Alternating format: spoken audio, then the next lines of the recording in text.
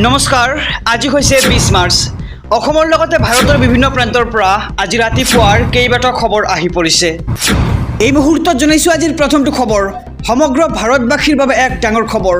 আধাৰ আৰু ভোটাৰ কাৰ্ডক লৈ জৰুৰী নিৰ্দেশনা চৰকাৰৰ এই মুহূৰ্তৰ খবৰ আমি জনাইছো আমাৰ সমুদৰ্শকক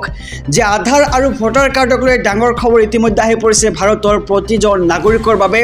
ভোটাৰ কাৰ্ডৰ সৈতে লিংক কৰিব লাগিব আপোনাৰ আধাৰ কাৰ্ডখন সংবিধান আৰু আইন অনুসৰি এই সংযোগীকৰণ ৰূপায়ণ হ'ব আৰু নিৰ্বাচন আয়োগ কেন্দ্ৰীয় গৃহ মন্ত্ৰালয়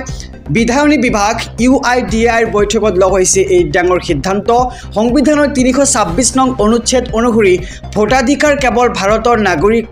নাগৰিককহে দিব পাৰি বৈঠকত নিৰ্বাচন আয়োগৰ এই মন্তব্য পূৰ্বে ভোটাৰ কাৰ্ডৰ সৈতে আধাৰ সংযোগ কৰাটো বাধ্যতামূলক হোৱা নাছিল আৰু আধাৰ কাৰ্ডে কেৱল এজন ব্যক্তিৰ পৰিচয় প্ৰতিষ্ঠা কৰে এতিয়াৰ পৰা ভোটাৰৰ সৈতে আধাৰ নম্বৰ সংযোগ কৰাটো বাধ্যতামূলক কৰা হৈছে সকলো নাগৰিকৰ বাবে শীঘ্ৰেই দেশত আৰম্ভ হ'ব ভোটাৰৰ সৈতে আধাৰ নম্বৰ সংযোগীকৰণৰ প্ৰক্ৰিয়া আৰু আধাৰ কাৰ্ড আৰু ভোটাৰ কাৰ্ডক লৈ ডাঙৰ খবৰ ইতিমধ্যে আমি জনাইছোঁ আমাৰ সমুদৰ্শকক যে ভোটাৰ কাৰ্ডৰ সৈতে আপুনি অতি শীঘ্ৰেই লিংক কৰি পেলাওক আপোনাৰ আধাৰ কাৰ্ডখন আৰু ডাঙৰ খবৰ দিছে এতিয়া নিৰ্বাচনী আয়োগে এই মুহূৰ্তত জনাইছোঁ আজিৰ দ্বিতীয় নম্বৰ খবৰটো ৰেচন কাৰ্ডৰ হিতাধিকাৰীৰ বাবে আহি পৰিছে ভাল খবৰ 5 জনতকৈ অধিক সদস্য হলে আপুনি লাভ কৰিব 2 কেজি চেনি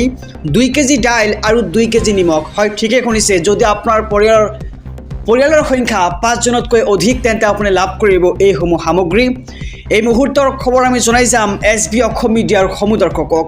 ৰেচন কাৰ্ডৰ হিতাধিকাৰীৰ বাবে আহি গ'ল ডাঙৰ খবৰ যদিহে আপোনাৰ ঘৰৰ সদস্য 5 জনতকৈ অধিক তেন্তে আপুনি লাভ কৰিব 2 কেজি চেনি 2 কেজি দাইল আৰু 2 কেজি নিমখ অহা 1 অক্টোবৰৰ পৰা লাভ কৰিব চেনি দাইল আৰু নিমখ বজাৰৰ মূল্যতকৈ 25 টকা কমত লাভ কৰিব আপুনি দাইল ইয়াৰ লগতে বজাৰৰ মূল্যতকৈ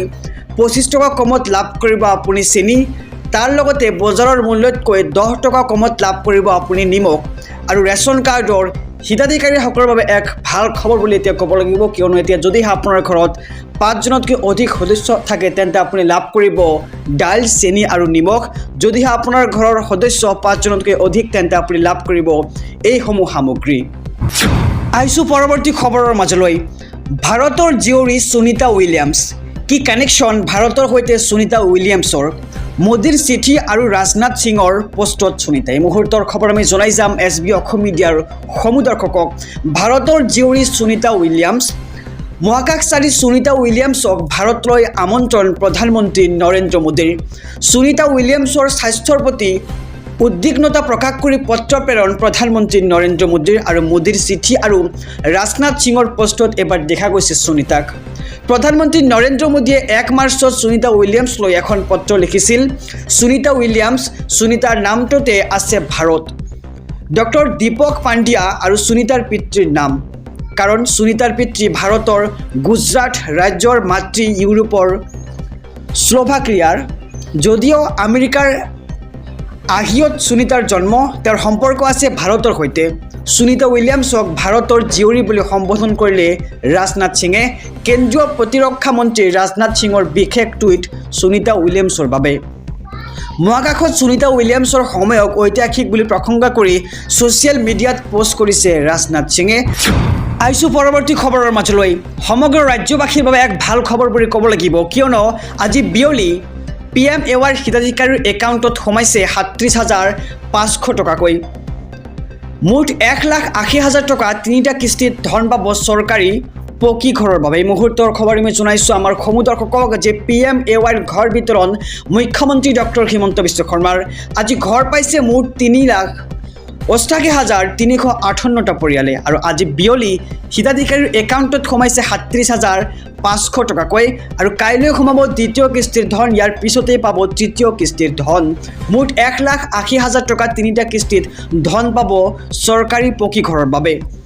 আৰু অক্টোবৰৰ ভিতৰত নতুনকৈ 3,80,000 লোকে পাবলৈ গৈ আছে চৰকাৰী পকী ঘৰ অসমত 26,11,739 লোকলৈ বৃদ্ধি PMAYৰ হিতাধিকাৰীৰ সংখ্যা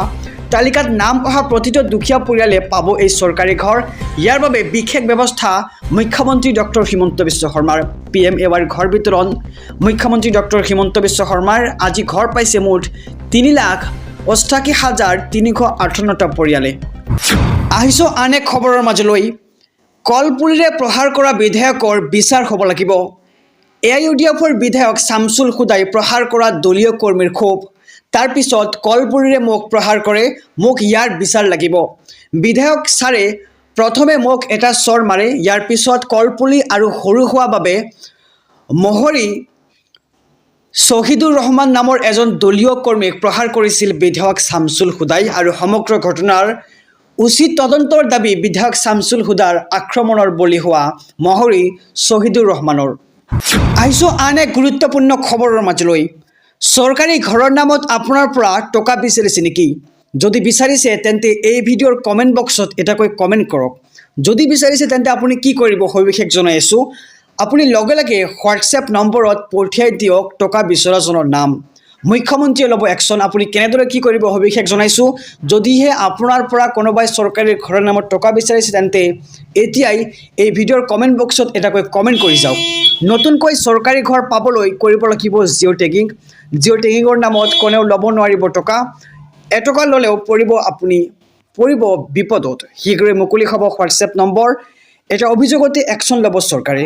চৰকাৰী ঘৰৰ নামত যিয়ে টকা বিচাৰে তেওঁৰ নাম পঠিয়াই দিয়ক হোৱাটছএপ নম্বৰত। তাৰ পিছত